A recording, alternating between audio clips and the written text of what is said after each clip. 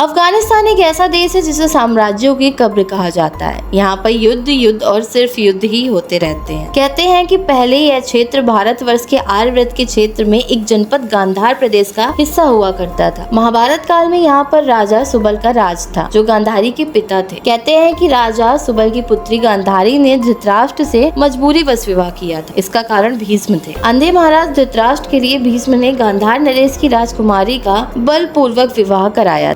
गांधारी के पुत्रों को कौरव पुत्र कहा गया, लेकिन उनमें से एक भी कौरव वंशी नहीं था। धृतराष्ट्र और गांधारी के 99 पुत्र और एक पुत्री थी, जिन्हें कौरव कहा जाता था। गांधारी ने वेद व्यास से पुत्रवती होने का वरदान प्राप्त कर लिया था। इस वरदान के चलते ही गांधारी को 99 पुत्र और एक पुत्री मिली थी। उक्त सभी संतानों की उत्पत्ति 2 वर्ष बाद घड़ों से हुई थी। गांधारी की बेटी का नाम दुशला था। गांधारी जब गर्भवती थी तब धृतराष्ट्र ने एक दासी के साथ सहवास किया था, जिसके चलते युयुत्सु नामक पुत्र का जन्म हुआ। इस तरह कौरव 100 हो गए। गांधारी का शकुनी नामक एक भाई था। पिता की मृत्यु के बाद गांधार का सारा राजपाट शकुनी के हाथ में आ गया। ऐसा कहते हैं कि भीष्म ने राजा सुबल के पूरे परिवार को नष्ट कर दिया था। तो इसका बदला लेने के लिए शकुनी ने कौरव और पांडवों को आपस में लड़वा कर पूरे हस्तिनापुर का नाश करने के लिए साजिश रची थी। महाभारत के युद्ध में अपने 100 पुत्रों को खोने के बाद गांधारी ने क्रोध की अग्नि में जलते हुए श्री कृष्ण और शकुनी को श्राप दे दिया था। श्री कृष्ण को कहा था कि जिस तरह तुम्हारे कारण मेरे कुल का नाश हुआ है, उसी तरह तुम्हारे कुल का भी नाश हो जाएगा। मूसल युद्ध के बाद जब श्री कृष्ण के कुल के अधिकांश लोग मारे गए थे, तो श्री कृष्ण ने प्रभास क्षेत्र में एक वृक्ष के नीचे विश्राम किया।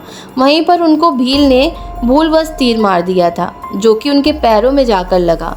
इसी को बहाना बनाकर श्री कृष्ण ने देह त्याग कर दिया। इसके बाद द्वारिका नगरी समुद्र में डूब जाती है। इसी प्रकार गांधारी ने अपने 100 पुत्रों की मृत्यु का जिम्मेदार शकुनी को भी माना था। गांधारी ने गांधार नरेश शकुनी को श्राप दिया था कि मेरे 100 पुत्रों को मरवाने वाले गांधार नरेश, तुम्हारे राज्य में कभी भी शांति नहीं रहेगी। वह हमेशा आपसी में उलझा रहेगा। लोगों का मानना है कि गांधारी के इसी श्राप के चलते आज भी अफगानिस्तान में शांति नहीं रहती। तालिबान से पहले, तालिबान के बाद और फिर से तालिबान के कब्जे के दौरान अभी तक निरंतर इस देश में अशांति का साम्राज्य कायम। यह देश कभी भी किसी भी हाल में पूरी तरह शांत नहीं रह पाया। एक किंवदंती भी प्रचलित है कि सिकंदर अफगानिस्तान को जीतने के लिए संघर्ष कर रहा था और उसकी मां ने एक चिट्ठी भेजी थी, जिसमें लिखा हुआ था कि दुनिया को जीतने वाला सिकंदर इस छोटे से अफगानिस्तान को क्यों नहीं जीत पा रहा है। इस पर सिकंदर ने चिट्ठी का जवाब देते हुए उसके साथ अफगानिस्तान की मिट्टी भेज दी थी। कहते हैं कि वो मिट्टी जब सिकंदर के गांव मकदूनिया में पहुंची तो वहां पर भी झगड़े शुरू हो गए। यानी अफगानिस्तान के लोग हमेशा लड़ते रहेंगे, पहले विदेशियों से, और जब वो नहीं मिलेंगे तो आपस में ही लड़ते मरते रहेंगे। तो आपको ये जानकारी कैसी लगी हमें कमेंट बॉक्स में जरूर बताएं, और अगर वीडियो पसंद आया तो वीडियो को लाइक करके चैनल को सब्सक्राइब जरूर करें, ताकि अन्य वीडियो भी आप तक जल्दी से जल्दी पहुँच सके। तब तक के लिए आप सभी को राधे राधे।